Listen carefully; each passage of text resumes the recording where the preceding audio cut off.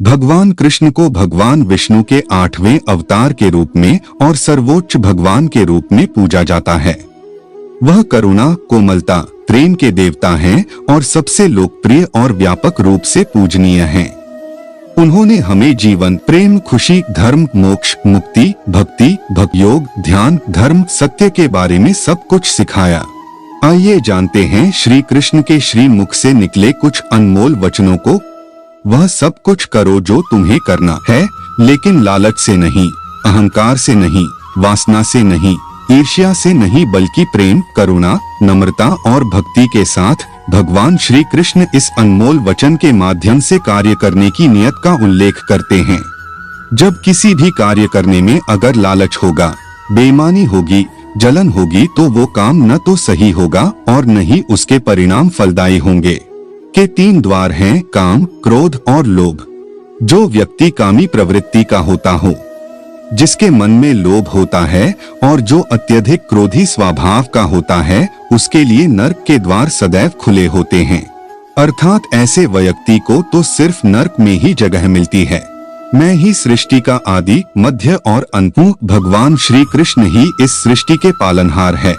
वही इस संसार की शुरुआत थे, वही मध्य और वही अंत होंगे।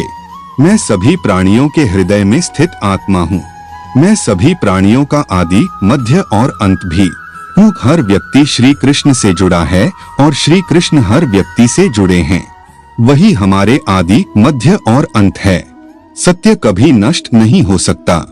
अच्छा करने से नहीं डरना चाहिए। लोग अक्सर सच कहने से बचते हैं या डरते हैं, पर सत्य कभी छुप नहीं सकता और न ही कभी मिट सकता है। कितना भी छुपा ले, पर सच तो उजागर हो ही जाएगा।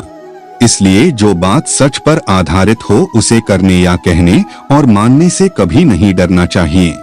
इस शरीर का मोह मत करो, यह तो माटी है, माटी में मिल जाएगा। अमर तो आत्मा है, जो परमात्मा में मिल जाएगी। लोग अपने शरीर को सुंदर बनाने में लगे रहते हैं, पर आत्मा की सुंदरता शरीर की सुंदरता से कहीं ज्यादा महत्वपूर्ण है। शरीर तो नश्वर है, मिट्टी ही तो है, तो मिट्टी में ही मिल जाता है, पर आत्मा अमर है। इसलिए आत्मा की सुंदरता पर ध्यान दो। आत्मा की सुंदरता अपने को श्री कृष्ण में लीन करने में मिलती है। मेरे लिए न कोई घृणित है और न ही कोई प्रिय, न कोई निर्धन है और न ही कोई धनी। बस जो भक्ति भाव के साथ मुझे याद करते हैं, मैं उनका हूँ और वो मेरे। श्री कृष्ण उन्हीं के हैं जो श्री कृष्ण के हैं।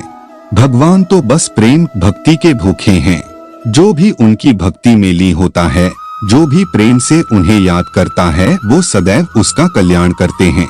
जो कुछ हुआ अच्छे के लिए हुआ, जो हो रहा है अच्छे के लिए हो रहा है, जो होगा वह भी अच्छे के लिए ही होगा।